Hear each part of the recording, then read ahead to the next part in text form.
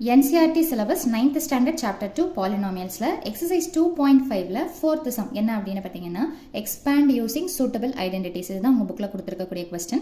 அதுல நான் 5th and 6th subdivision போடுறேன். இந்த ரெண்டு sum உங்களுக்கு புரிஞ்சதுனா கண்டிப்பா மீதி இருக்கக்கூடிய 4 sums உங்களால போட முடியும். ஓகேங்களா? சோ இப்போ 5th sum என்ன கொடுத்திருக்காங்கன்னு பாத்தீங்கன்னா 3 terms கொடுத்திருக்காங்க. இது எப்படி termனு சொல்லிட்டு பிரிக்கிறது இத பத்தியும் நான் ஒரு ஷார்ட்ஸ் அப்லோட் பண்ணியிருக்கேன். உங்களுக்கு அல்ஜீப்ரா பத்தின ஒரு கிளாரிட்டி கிடைக்கணும் அப்படினா பிளேலிஸ்ட்ல அல்ஜீப்ரா அப்படிங்கற ஒரு ஃபோல்டருக்குள்ள போனீங்கன்னா அதுல பாலினாமியல்ஸ்னா என்ன எக்ஸ்பிரஷன்ஸ்னா என்ன எல்லாமே அந்த கான்செப்ட்ஸ் பேஸ்ல இருக்கும். சோ அத பாத்தீங்கன்னா உங்களுக்கு ஒரு கிளாரிட்டி கிடைக்கும். சரி ஓகே. இப்போ இதல பாத்தீங்கன்னா மூணு டேர்ம்ஸ் இருக்குது. -2x 5y -3z. இப்போ இது எந்த ஃபார்முலால இருக்குது அப்படினு பாத்தீங்கன்னா a + b + c the whole square. So நான் ஃபார்முலாவை ரஃப்ல எழுதி காமிக்கிறேன். So a + b + c the whole square என்ன ஃபார்முலா? இது பெருசா இருக்குமே இந்த ஃபார்முலாவை நம்ம எப்படி ஞாபகம் வச்சுக்கிறது அப்படினு சொல்லிட்டு ஃபீல் பண்ணீங்கன்னா ரொம்ப சிம்பிளுங்க.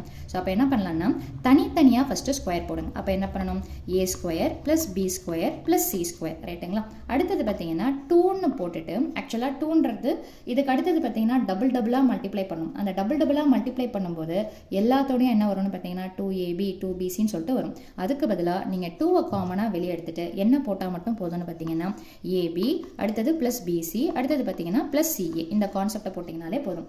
2ab + 2bc + 2ca வ தான் நான் 2 வெளிய காமனா எடுத்து போட்டுருக்கேன். காமனா ஒரு விஷயத்தை நீங்க போடும்போது என்ன ஆகும்னு பாத்தீங்கன்னா உங்களுக்கு சிம்பிளிஃபிகேஷன் கொஞ்சம் ஈஸியா வரும். ஓகேங்களா? சோ இப்போ இத அப்படியே நம்ம கம்பேர் பண்ண போறோம். ஃபர்ஸ்ட் டேர்ம் a அதுக்கு பதிலா என்ன இருக்குதுன்னு பாத்தீங்கன்னா -2x. அப்ப இந்த இடத்துல அடுத்து எழுதிக்கலாம். a க்கு பதிலா என்ன இருக்குதுன்னு பாத்தீங்கன்னா -2x. அடுத்து b க்கு பதிலா என்ன எப்பவுமே இங்க ஃபார்முலால பிளஸ் ன்னு இருக்குது. இதுல மைனஸ் ன்னு இருக்குதுன்னா இருக்கிற சிம்பலுக்கு ஆப்போசிட்டா இருந்ததுன்னா கண்டிப்பா அந்த சிம்பலை நம்ம எடுத்து தான் ஆகணும். ஃபார்முலால இருக்கிற சிம்பலே இங்கேயும் வந்ததுன்னா no problem. Other than that மாறி வருதுன்னா அந்த மாறின சிம்பல் தான் நம்ம எடுத்துக்கணும். சோ மைனஸோட எடுத்துக்கிறோம். a உடைய வேல்யூ -2x. அடுத்து பாத்தீங்கன்னா b உடைய வேல்யூ 5y. அடுத்து பாத்தீங்கன்னா c உடைய வேல்யூ என்ன இருக்குதுன்னு பாத்தீங்கன்னா -3z.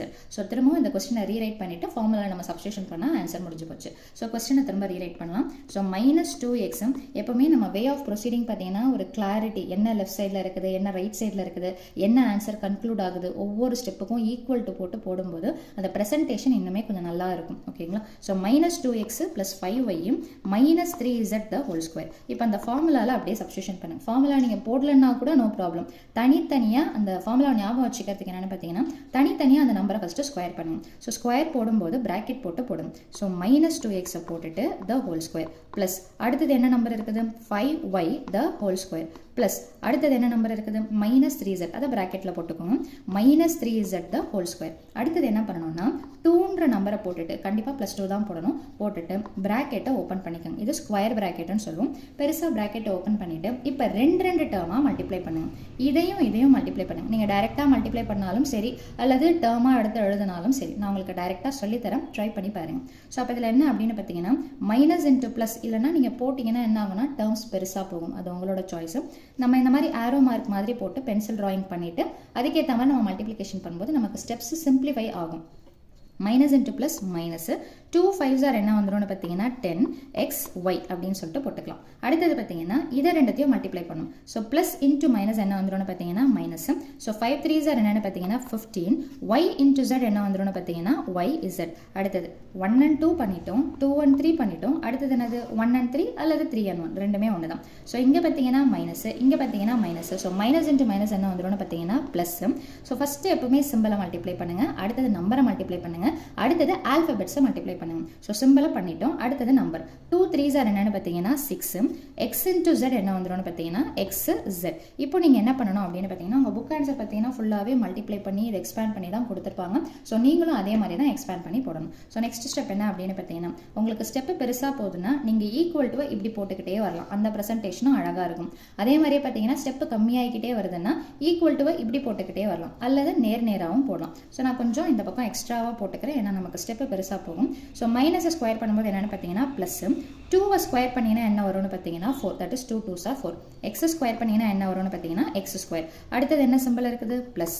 சோ 5 ஸ்கொயர் பண்ணீங்கன்னா 5 into 5 that is 25.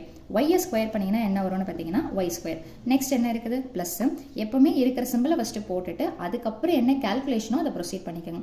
Minus square பண்ணும்போது என்ன வரும்னு பார்த்தீங்கன்னா ப்ளஸ். ஸோ 3 ஸ்கொயர் பண்ணிங்கன்னா 9, ஜெட்டை ஸ்கொயர் பண்ணிங்கன்னா என்ன வரும்னு பார்த்தீங்கன்னா ஜெட் ஸ்கொயர். அடுத்தது இங்கே பார்த்தீங்கன்னா வெறும் ஜஸ்ட் இதை மல்டிப்ளை பண்ணால் மட்டும் போதும். இந்த 10, 15, 6 எல்லாம் நான் ஆட் பண்ணட்டுமா அப்படின்னு பார்த்தீங்கன்னா கண்டிப்பாக பண்ணக்கூடாது. காரணம் என்னென்னு பார்த்தீங்கன்னா இது எல்லாமே அன்லைக் டேர்ம்ஸ். ஒன்றுத்தில் XY இருக்குது, ஒன்றுத்தில் YZ இருக்குது, இன்னொன்றுத்தில் XZ.